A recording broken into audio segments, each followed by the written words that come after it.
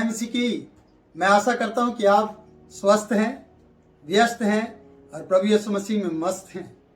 ये शब्द आपको शायद अच्छे लगे ना लगे, लेकिन मैं कहना चाहती हूँ कि जो सचमुच में प्रभु से प्यार करते हैं उनके लिए वो मस्त रहते हैं प्रभु में, कि दुनियादार से उनको कोई लेना देना नहीं है। और वो प्रभु से प्यार करते हैं, उसके कार्य में व्यस्त रहते हैं। और व्यस्त रहने का अर्थ आप जानते हैं कि जो प्रभु को वचन पढ़ते हैं, मानते हैं, उसका कार्य करते हैं, वो व्यस्त रहते हैं। और स्वस्थ वही लोग रहते हैं जो उसे मानते हैं, जो उसे अपने जीवन में ग्रहण करते हैं। आइए परमेश्वर के वचन से देखते हैं मेरे प्रियो, रूत की किताब और उसका 2 अध्याय और उसका 12 पद। यहोवा तेरे कार्यों का फल दे। बोअज ने रूत से कहा, यहोवा तेरे कार्यों का फल दे। कार्यों में बहुत सी बातें आती हैं कि इसका कार्य क्या क्या था, वो आप पढ़ते हैं, जानते हैं। वीडियो के माध्यम से आपने सीखा है कि इसके कार्य ये थे कि ये विधवा होते हुए विधवा सास के साथ अपने लोगों को छोड़कर, अपने देश को छोड़कर परमेश्वर के लिए, परमेश्वर के साथ उसे अपना ग्रहण करते हुए उसके पीछे चली।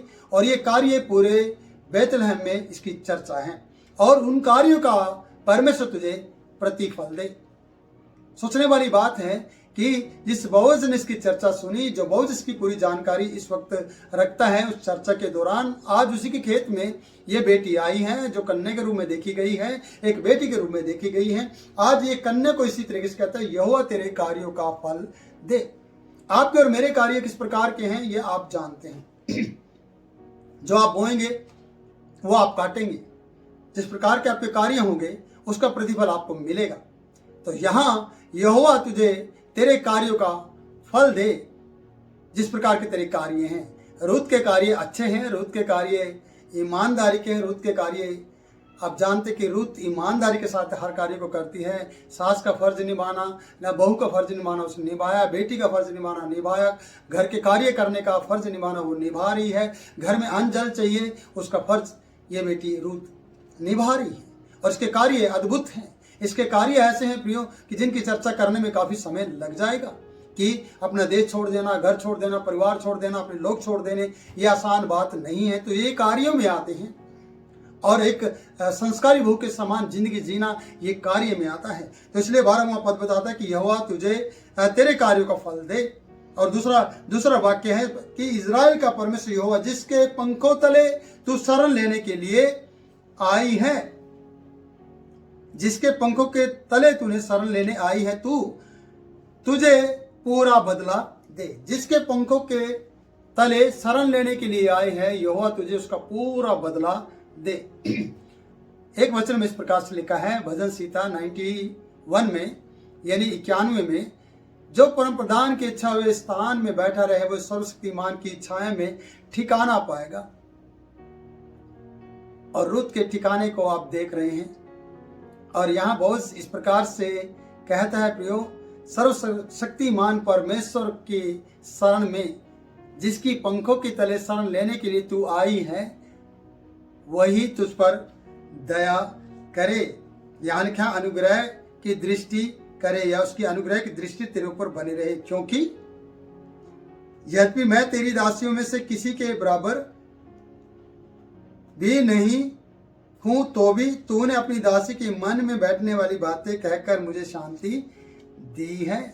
ये पद मैं बाद में बताता हूं, पहले 12 पद को ही क्लियर करता हूं कि यहोवा तेरे कार्य का फल तुझे दे। और इस्राएल का परमेश्वर यहोवा, जिसके पंखों तले तू शरण लेने आए हैं, तुझे बदला दे। यहोवा की शरण लेनी मनुष्य पर भरोसा रखने से भी उत्तम है। संसार का कोई भी व्यक्ति, धनवान व्यक्ति के घर जाने से, उसके साथ रहने से भी उत्तम है परमेश्वर यहोवा की शरण लेनी और उसको अपना मान लेना और उसके लिए सब किसी को त्याग देना। और रूत ने ऐसा किया है। इसलिए 12वां पद बहुत कुछ सिखाता है कि तेरे कार्यों का फल तुझे मिले। और उसका बी पार्ट है, इजराइल का परमेश्वर यहोवा, जिसके पंखों तले तू शरण लेने आई है, वो तुझे पूरा इसका तुझे बदला दे। जिसकी शरण तूने ली है वो तुझे इन कार्यों का बदला दे। और उसके बाद हम कहते हैं, वचन 13 में पढ़ते हैं प्रियो, उसने कहा, हे मेरे प्रभु, रूत ने कहा, हे मेरे प्रभु, तेरे अनुग्रह की दृष्टि मुझ पर बनी रहे। रूत ने आदर किया उस बात का कि इससे अच्छा धर्मी व्यक्ति मुझे नहीं मिल सकता। दयालु अनुग्रहकारी व्यक्ति को मैं आज एक बार फिर से सच्चे परमेश्वर के व्यक्ति को देख रही हूं, उस प्रेम को देख रही हूं इस खेत के अंदर जो बोझ के द्वारा मुझे मिल रहा है। और इस प्रकार से लिखा है मेरे प्रियो वचन में कि तेरे अनुग्रह की दृष्टि मुझ पर बनी रहे, क्योंकि यद्यपि मैं तेरी दासियों में से किसी के बराबर भी नहीं हूं, तेरे लोगों में मैं किसी के बराबर नहीं हूं। तेरी दासियां जो काम कर रही हैं, जो तेरी दासियां हैं, तेरे संग रहती हैं, उनके बराबर नहीं हूं किसी एक में से भी। ना मैं तेरी जाति की हूं, तो भी तूने अपनी दासी के मन में बैठने वाली बातें कहकर मुझे शांति दी है, मुझे तसल्ली दी है। रूत अच्छी तरह जानती है कि इस बोझ ने जो बातें कही हैं वो बातें मेरे दिल को तसल्ली देती हैं, मेरे दिल को शांति देती हैं, मेरे दिल के अंदर बैठने वाली बातें हैं जो मेरे दिल में तसल्ली दे रही हैं। मैंने पिछली वीडियो में बताया कि प्रियो, आपकी बातें कई बार किसी की नींद को खराब कर जाती है। पूरी पूरी रात वो लोग सो नहीं पाते आपकी बातों के कारण।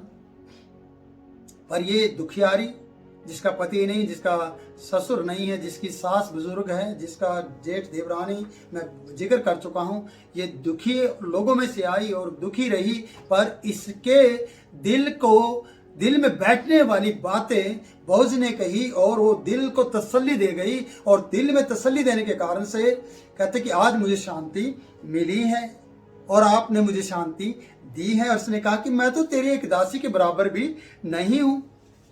उनकी सुंदरता, उनका कामकाज, और हो सकता तेरी रानियां, तेरी और बेटियां, उनके किसी एक के बराबर भी मैं नहीं हूं। मैं मुआविन हूं, मैं रूत हूं, पर तूने ऐसी ऐसी बातें कहकर मेरे दिल को तसल्ली दी है और मेरे दिल में बैठने वाली बातें कही हैं। प्रियो, कितनी खुशी की बात है कि बोझ के द्वारा इस बेटी के ऊपर दया की गई और बोझ के जो बोलने का तरीका है वो उसके दिल को छू गया और उसके दिल में बैठने की वाली बातें जो कही गई हैं वो उसे शांति दे गई। मैंने फिर से कहूंगा कि आपके द्वारा कही गई बातें दूसरों को अगर तसल्ली नहीं देती तो आप अपने आप को जांचिए और अपने आप को टटोलिए कि मेरे द्वारा कही गई बातें दूसरों को तसल्ली नहीं दे पा रही है, तो इसका मतलब मैं अभी भी परमेश्वर के प्रेम से भरपूर नहीं हूं या परमेश्वर का प्रेम मेरे अंदर नहीं है। इसलिए यहोवा तुझे आशीष दे, इसके लोगों ने बोझ से कहा और बोझ ने कहा यहोवा तुम्हारे संग रहे। और इस कन्या से भी कहा अब तुझे इधर जाने की जरूरत नहीं है। और यहां कहा कि रूत ने भी इससे कहा कि तूने अपनी दासी को, जो तेरी दासियों के किसी के भी बराबर नहीं, एक के भी बराबर नहीं है, उसे तूने ऐसी ऐसी बातें कहकर दिल में तसल्ली दी है जो मेरे दिल में बैठ गई हैं और आज मैं शांत हूं। आज मुझे वो तसल्ली और शांति मिली है आपकी बातों के द्वारा। प्रभु यीशु मसीह ने कहा जगत तुम्हें शांति नहीं देगा पर मैं अपनी शांति तुम्हें दिए जाता हूं। अपनी शांति का मतलब है कि उसने सब कुछ लौटा दिया आपके लिए। वो लुट गया आपके लिए, वो मर गया आपके लिए, वो जी उठा आपके लिए। वो ऐसी तसल्ली देता है प्रियो, जीवन के अंत तक तसल्ली देने वाला प्रभु यीशु मसीह आपके साथ है।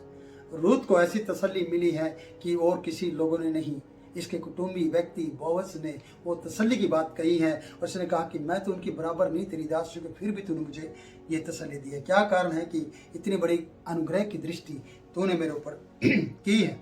आइए हम वचन को और पढ़ते हैं। फिर 14 पद है, फिर खाने के समय बोअज ने उससे कहा यहीं आकर रोटी खा और अपना कोर सिरके में डुबो। तो वह लवने वाले के पास बैठ गई और उसने उसको बुनी हुई बालें दी और वह खाकर तृप्त हुई, वरन कुछ बचा कर भी रखा। 15वां पद बताता है कि बोअज ने उसे खाने के लिए भी दिया और उसे कहा रोटी खा, मेरे पास आ, इधर आ और यहाँ हमारे साथ बैठकर खा। और वो लमने वालों के साथ बैठकर वो उसने भोजन को किया और बुनी हुई बालें भी खाई। ये दर्शाता है कि उसे रोटियां दी गई, उसे वो अधिकार दिया गया, साथ बैठने का अधिकार, बहुत सी बातों में पानी पीने का दिया गया। मैं कहूंगा कि रूत के ऊपर परमेश्वर के द्वारा या परमेश्वर ने बोअज के द्वारा अनुग्रह किया, दृष्टि की। उसे पराया नहीं समझा गया, उसे परदेशी नहीं समझा गया, उसे विदेशी नहीं समझा गया। आज हमारे देश में बहुत सी बातें हैं प्रियो कि बहुत से लोग दूसरे देश से आई हुई बहन या भाई या बेटा बेटी, उसको हम दूसरे देश की समझकर उसका आदर नहीं कर पाते, सत्कार नहीं कर पाते, दूसरे चर्च आए व्यक्ति को हम शायद अच्छा नहीं समझ पाते। पर प्रियो, कभी कभी उसको अंदर जाकर उसके दिल में बैठने वाली बातों को कहकर आप उसे वो तसल्ली दे सकते हैं जिसके कारण वो दुखी है, जिसके कारण उसकी परेशानी है। पर आज आपका परमेश्वर अभिषेक करना चाहता है कि आप बोझ की तरह ऐसी बातें कहिए जैसे उसने रुत को कही। वो आप एक बेटी को भी कह सकते हैं, एक बहू को, एक सास को भी कह सकते हैं, आप किसी के किसी भी बेटा या बेटी बहन को कह सकते हैं, जिससे कि उसको तसल्ली मिले। प्रभु इन वचनों के द्वारा आप लोगों को आशीष दे, ये वचन आपके लिए आशीष का कारण बने। मैं किरण पौत आपसे विदा लेता हूँ। जय मसीह की। आप इस वीडियो को लाइक करें, शेयर करें, हमारे चैनल को सब्सक्राइब करें। प्रभु आपके साथ बना रहे।